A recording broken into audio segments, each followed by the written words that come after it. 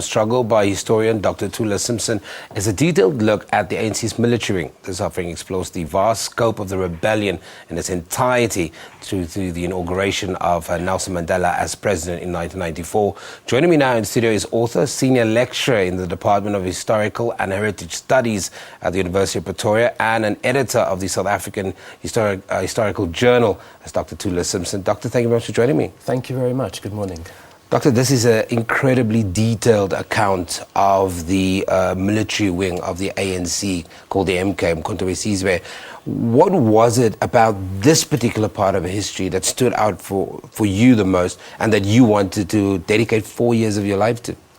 Well, I think there's two areas in which the book contributes new information. There's some aspects of the book which have been written before. Take, for one example, the life of Nelson Mandela, one of the most prominent South Africans of the last 20th century, of the last century. I think that the book helps to portray him in an unfamiliar light, I think, to many people. Firstly, as a very effective underground operative, and also as a commander-in-chief and the founder of the army that was to wage the longest sustained insurgency in South African history. But the greater part of the book contains information that has never been covered before, I think, in other books. And I think it's important to know about the G5, the G6, the G7 unit, about what happened in Rhodesia in 1967 and 1968, about the Ashley Creel unit and the Ahmed Timur unit, and who Ashley Creel and Ahmed Timur were. Because where the book starts in the 1950s, South Africa is at a crossroads, and the definition of a crossroads is that there's many ways out of it. Now, the way out that the government was trying to force on the country was the way out of total apartheid, and the opposition movement is trying to oppose them. But there's many different visions of what an anti-apartheid society is going to be, and that's what the struggle is about, these two contending visions. And so we see in the book that the resistance movement blocks off the apartheid alternative, but the strength of the state also nullifies certain anti-apartheid alternatives, and where we end up with is a compromise. And I think the book helps you see why we came to the outcome of the new South Africa that it eventuated. And one of the other things, I want to talk about the unsung heroes that you also mentioned in this book, because there's quite a detailed interview process with MK vets. But leading up to 1960, before the official launch of that military wing, one of the other things that I think a lot of people might know is that you chronicle quite well the opposing views within the ANC about becoming a military, in terms of taking up an armed struggle. Yes. Because there was opposing views to it. Not everybody believed that was the next way to go. No, there wasn't, and that was an area which historians other than myself have been very interested by, a variety of questions. Why was the decision taken? What was the role of the South African Communist Party? How united was the ANC behind it? What was the role of figures like Chief Albert Luthuli? Those were all debates which are covered in the first section of the book about the motivations behind the decision to wage armed struggle. Then there's also parts of the book, and I love how you've broken down the information, because it isn't paragraph after paragraph. It's bits of information, a detailed chronicle, almost dateline of what happened next, leading into before Oliver Tambo and Madiba left the country to take up their training. It takes you into all of those little spaces, but it follows in such a way that you can literally pick it up anywhere and you'll be able to read it. The greatest challenge in the book was the amount of material that had to be amassed, and one of the great challenges I faced was how to organize it. And I think that I'm glad that you appreciate the way that it's been done, that you're able to follow it both in terms of order in time and order in place, and that it doesn't descend into a kind of chaos. And I think I'm glad about that people have managed to follow it. And you know, one of the most interesting things that I've had over the past week, because the official release date of the book was the 14th of March, and I've had emails from people who I've never met before in my life, and they basically say that they've bought the book and they've finished it.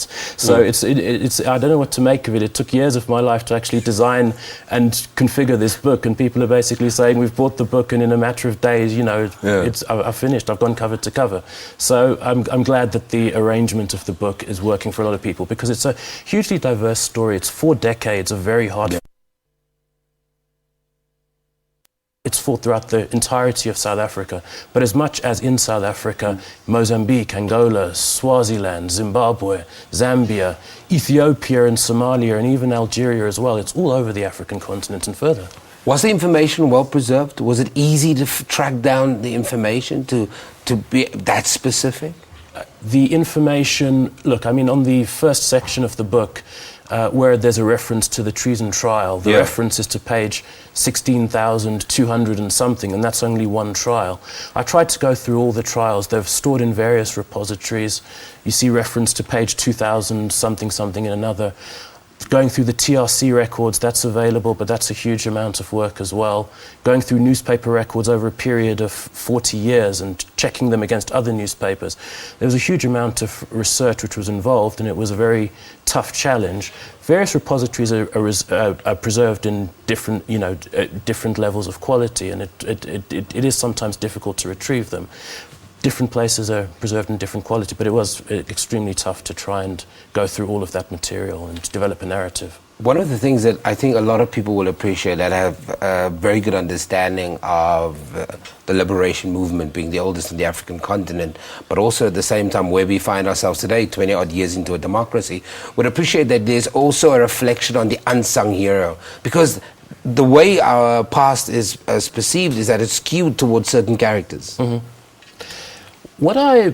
After having spent a few years researching MK, I became convinced in my mind that this is one of the greatest historical narratives of all time in many ways.